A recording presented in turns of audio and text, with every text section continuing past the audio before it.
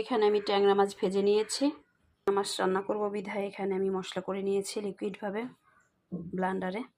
জিরা, আদা, রসুন আর পেঁয়াজ। এখানে বরবটি আলু কেটে রেখেছি, কেটে ধুয়ে রেখেছি। তেলটা গরম হয়ে গেছে, আমি এখান থেকে কিছু মশলা দিব। ছোট মাছ রান্না করব, তাতে কিছু মশলা দিব। এখন মশলাটা একটু ভাজা ভাজা করে নিব। সাথে আমি হলুদ দিব,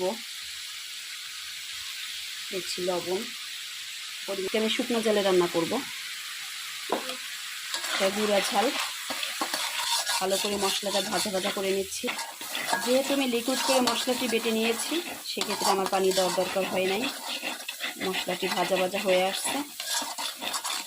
এখন আমি বরবটির আলু দিয়ে দিব কষানোর জন্য।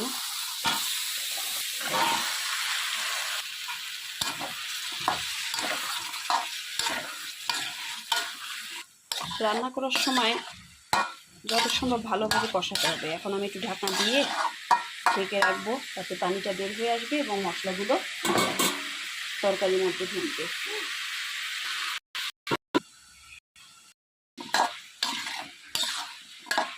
আমি প্রায় 5 মিনিটের মতো ঢেকে রেখেছিলাম। এখন আমি জল দিয়ে দিব। এখন আমি জল দিয়ে দিলাম।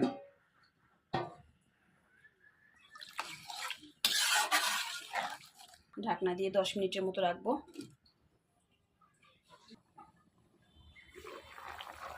এখন আমি ট্যাংরা মাছগুলো দিয়ে দিচ্ছি। হালকাভাবে নেড়ে চেড়ে মাছের সাথে সবজিটা একটু মিশিয়ে দিচ্ছি। এখন আবারও 10 মিনিট জাল হবে।